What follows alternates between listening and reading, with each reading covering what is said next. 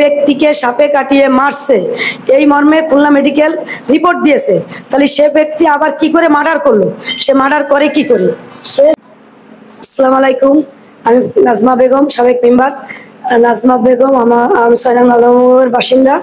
আমার ছেলেকে মিথ্যে মামলায় ফাঁসানোর জন্য আপ্রাণ চেষ্টা করছে। কালকে গত রাত্রে প্রায় 2:10-15 ভিতরে আমারই গ্রামের পাশের একটা ছেলে, তার নাম মাহতাব শেখ, তাকে সাপে ধর্ষণ করে এবং সেই রাত্রে সবাই ফোন পায়, গ্রামের সবাই কম বেশি জানে, গণ্যমান্য ব্যক্তিরাও ভালো করে জানেন। এই অবস্থাতে ওরা সবাই খুব কান্নাকাটি করে, আমাদের বাড়ির থেকেও কম বেশি লোকজন ওই বাড়িতে ছুটে যায়। ছুটে যাওয়ার পরে আমরাও সবাই সেখানে উপস্থিত হই, কম বেশি জেনে শুনে আসি। তখন ওরা নিয়ে আসে ফকিরহাট স্বাস্থ্য কমপ্লেক্সে, সেখান থেকে ফেরত নিয়ে যায় খুলনা মেডিকেলে। খুলনা মেডিকেলে যে সেই একই রিপোর্ট ওঠে যে সাপে দংশন করছে। এটা হচ্ছে প্রাকৃতিক মৃত্যু।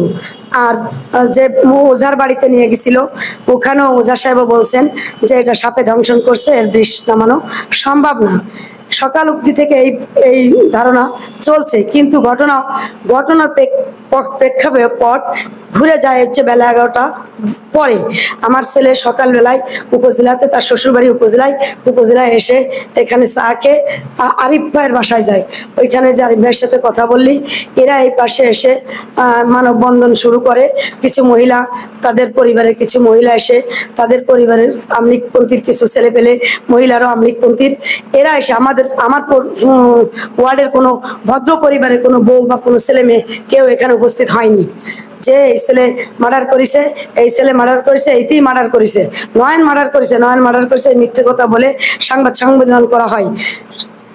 তারপর থেকেই বিশাল জনগণের সমাবেশ। এটা আমি যখন জানতে পারি, জেনে আমি আমার ছেলের সেফটি দিই। ফকিরহাট থানার একজন এসআই, নাম তার হচ্ছে আশেক, উনি যে পরে আমার ছেলের সেফটি নিয়ে পুলিশি বাজাতে নিয়ে যায়, সেখানে এখনো উপস্থিত আছে। এবার ঘটনা দিন দিন ক্রমশ জটিলতা বেড়েই চলছে। সেখানে লাশটা এখনো উপস্থিত আছে, লাশটাকে পোস্টমর্টম করানো হচ্ছে না। কিসাও পোস্টমর্টম করানো হলে মিথ্যে রিপোর্ট উঠবে।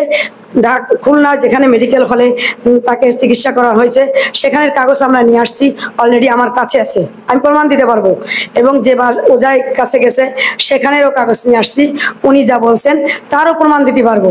তাহলে আমাদের সাথে এই মিথ্যে নাটক করা এবং আমার পরিবারকে হয়রানি করা, খুলনা মেডিকেলের সাপে কামড়ানোর যে রিপোর্টটা, ওটা আমরা নিয়ে আসছি।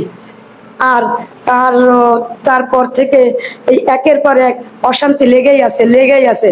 সারা দেশে সাংবাদিক সম্মেলন করে ফেসবুকে ছেড়ে দিয়েছে আমার ছেলে মার্ডার করছে। আসলে সেই লাশের এখনো পোস্টমর্টমটাই হলো না, তা আমার ছেলে মার্ডার করলো কি করে? আমার প্রশ্নটা এইখানে ভয়া। আমি এটা জানতে চাই সবার কাছে, দেশের কাছে, জাতির কাছে, যে আমার ছেলে কিভাবে মার্ডার করলো। এই প্রশ্নটাই আমার সব থেকে গুরুত্বপূর্ণ। যে ব্যক্তিকে সাপে কাটিয়ে মারছে এই মর্মে খুলনা মেডিকেল রিপোর্ট দিয়েছে, তাহলে সে ব্যক্তি আবার কি করে মার্ডার করলো? সে মার্ডার করে কি করে? এইটাই আমার প্রশ্ন। যেহেতু এই মৃত্যুটি সাপে কামড়ানোর মৃত্যু, সেহেতুতে আমার ছেলেকে এই মিথ্যে মামলায়, মিথ্যে জালে জড়িয়ে কি হলো বা কি হচ্ছে আমি এটা বুঝতেছি না। এই মিথ্যে মামলাটা শুধু গ্রামের কিছু কুলন্দ্রনের কারণে। এটা আমার গ্রামবাসীরা সবাই জানে যে তার মৃত্যুটা কিভাবে হয়েছে, থানা পর্যায়েও সবাই জানে তার মৃত্যুটা কিভাবে হয়েছে।